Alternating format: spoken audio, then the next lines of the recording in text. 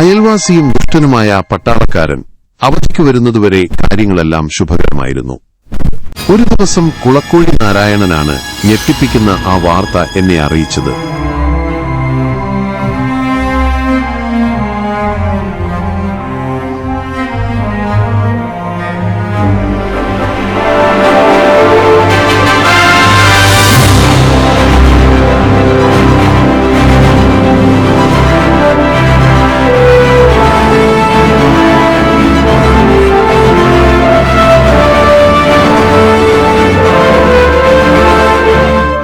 ആഴ്ചകളോളം നടത്തിയ തെരച്ചിലിന്റെ ഫലമായി കൃഷ്ണപ്പരുന്തിന്റെ ഒരു കൂട് ഞാൻ കണ്ടെത്തി. ഭാഗ്യവശാൽ കൂട്ടിനുള്ളിൽ ഒരു കുഞ്ഞുമുണ്ട്. നീലക്കൊടുവേലി കരസ്ഥമാക്കാൻ ഇനി കുളക്കോഴി പറഞ്ഞതുപോലെ ചെയ്യുക മാത്രമേ വേണ്ടൂ. ഉത്സാഹത്തോടെ ഞാൻ ആ മരത്തിൽ വലിഞ്ഞു കയറി. കുളക്കോഴി പറഞ്ഞതുപോലെ തന്നെ കമ്പിനൂലുകൊണ്ട് കുഞ്ഞിന്റെ കാലുകൾ ബന്ധിച്ചു. കൃഷ്ണപ്പരുന്ത് കൂട്ടിലേക്ക് വരുന്നതും പോകുന്നതും ഞാൻ ദൂരെ നിന്ന് നിരീക്ഷിച്ചുകൊണ്ടിരുന്നു. ഓരോ പ്രാവശ്യവും കൃഷ്ണപ്പരുന്ത് കൂട്ടിൽ നിന്ന് പറന്നകലുമ്പോൾ ഞാൻ മരത്തിൽ വലിഞ്ഞു കയറി നോക്കും. എന്നാൽ നിരാശയായിരുന്നു ഫലം. ദിവസങ്ങൾ കാത്തിരുന്നിട്ടും പരുന്തു നീലക്കൊടുവേലി കൊണ്ടുവരുന്നുമില്ല, കമ്പിനൂൽ പൊട്ടിക്കുന്നുമില്ല. ക്രമേണ കൃഷ്ണപ്പരുന്ത് കൂട്ടിലേക്ക് വരാതെയുമായി. ഒരു ദിവസം മരത്തിൽ വലിഞ്ഞു കയറി നോക്കുമ്പോൾ കഷ്ടം, പരുന്തിൻ കുഞ്ഞു ഭക്ഷണം കിട്ടാതെ ചാവാറായിരിക്കുന്നു. അതെന്നെ വല്ലാതെ വിഷമിപ്പിച്ചു. ഞാൻ ക്രമേണ നീലക്കൊടുവേലിയെക്കുറിച്ചുള്ള എന്റെ സ്വപ്നങ്ങൾ ഉപേക്ഷിച്ചു. ചാവാറായ പാവം പരുന്തിൻ കുഞ്ഞു മാത്രമാണ് ഇപ്പോൾ എന്റെ മനസ്സിലുള്ളത്. ഞാൻ ആ പരുന്തിൻ കുഞ്ഞിനെ താഴെ ഇറക്കി. ഒരുപക്ഷെ ഞാൻ കാരണം അനാഥയായ ആ പരുന്തിൻ കുഞ്ഞിനോട് എനിക്ക് കരുണ തോന്നി.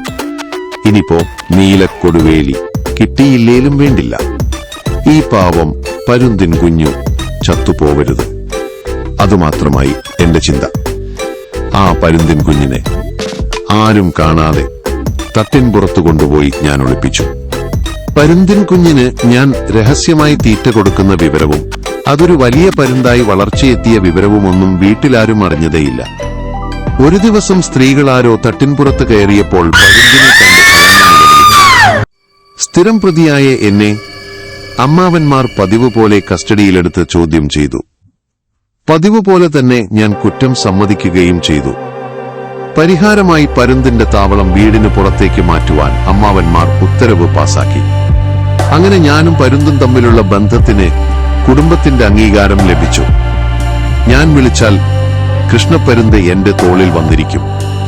എന്നോടൊപ്പം സ്കൂളിലേക്ക് പറന്നുവരും. ഞാനും കൃഷ്ണപ്പരുന്തും തമ്മിലുള്ള ചങ്ങാത്തം കുട്ടികൾ അത്ഭുതത്തോടെ നോക്കി നിന്നു. അയൽവാസിയും ദുഷ്ടനുമായ പട്ടാളക്കാരൻ അവധിക്ക് വരുന്നതുവരെ കാര്യങ്ങളെല്ലാം ശുഭകരമായിരുന്നു. ഒരു ദിവസം കുളക്കോഴി നാരായണനാണ് ഞെട്ടിപ്പിക്കുന്ന ആ വാർത്ത എന്നെ അറിയിച്ചത്. എന്റെ അരുമയായ കൃഷ്ണപ്പരുന്തിനെ ആ പട്ടാളക്കാരൻ നിർദ്ദയം വെടിവെച്ചു കൊന്നിരിക്കുന്നു. അയാളുടെ കൂട്ടുകാരനെ വെടിവെക്കാൻ പഠിപ്പിച്ചതാണത്രേ. സങ്കടവും ദേഷ്യവും സഹിക്കാനാവാതെ പൊട്ടിക്കരഞ്ഞുകൊണ്ട് ഞാൻ ആ പട്ടാളക്കാരന്റെ വീട്ടിലേക്ക് പാഞ്ഞു. ചെന്നയുടൻ തന്നെ ഭിത്തിയിൽ തൂക്കിയിരുന്ന അയാളുടെ തോക്ക് ഞാൻ കൈക്കലാക്കി. മിന്നൽ വേഗത്തിൽ കൈവശപ്പെടുത്തിയ തോക്കുമായി ഞാൻ പുറത്തേക്കോടി. എന്നെ പിടിക്കാനായി ആ പട്ടാളക്കാരൻ എന്റെ പിന്നാലെ ഓടി. അയാളുടെ പിന്നാലെ കുളക്കോഴിയുടെ നേതൃത്വത്തിൽ ഒരു വലിയ ജനാവലി കൂട്ട ഓട്ടത്തിലാണ്. ഓട്ടത്തിൽ എന്നെ ജയിക്കാൻ ഒരു പട്ടാളക്കാരനും വളർന്നിട്ടില്ല. എന്റെ ലക്ഷ്യസ്ഥാനമായ കുളത്തിനടുത്തെത്തിയപ്പോൾ ഞാൻ ഓട്ടം നിർത്തി. പട്ടാളക്കാരനും ഓട്ടം നിർത്തി. അയാള് അനുനയങ്ങളുമായി എന്റെ അടുത്തേക്ക് സാവകാശം അടിവെച്ചടിവെച്ച് നടന്നുവരികയാണ്. അയാള് തൊട്ടടുത്തെത്താറായപ്പോൾ എല്ലാവരെയും അമ്പരിപ്പിച്ചുകൊണ്ട് ആ തോക്ക് ഞാൻ കുളത്തിലേക്ക് വലിച്ചെറിഞ്ഞു. പട്ടാളക്കാരൻ വലിയൊരു പ്രതിസന്ധിയിലായി. കുളത്തിനു ചുറ്റും വലിയ ആൾക്കൂട്ടമായി. പഴയന്നൂരിലെ വലിയ വലിയ മുങ്ങൽ വിദഗ്ധന്മാരെല്ലാം ആ കൂട്ടത്തിലുണ്ട്. എന്നാൽ പട്ടാളക്കാരനെ സഹായിക്കാൻ ആരും തയ്യാറായില്ല. അവസാനം കുളക്കോഴി ഈ പ്രശ്നത്തിൽ പ്രശ്നാധിഷ്ഠിതമായി ഇടപെട്ടു. 2 രൂപ കൊടുത്താൽ തോക്ക് മുങ്ങിയെടുത്തു കൊടുക്കാമെന്നുള്ള കുളക്കോഴിയുടെ വാഗ്ദാനം ഗത്യന്തരമില്ലാതെ പട്ടാളക്കാരൻ സമ്മതിച്ചു. കുളക്കോഴി അയാളുടെ തോക്ക് കുളത്തിന്റെ ആഴങ്ങളിൽ നിന്നു വീണ്ടെടുത്തു കൊടുത്തു. അകാലത്തിൽ ഒരു തീവ്രവാദിയെപ്പോലെ വെടിയേറ്റ് മരിച്ചു വീണ കൃഷ്ണപ്പരുന്തിന്റെ അന്ത്യകർമ്മങ്ങൾ ചെയ്യാനുള്ള ഒരുക്കത്തിലാണ് ഞാനും കുളക്കോഴിയും.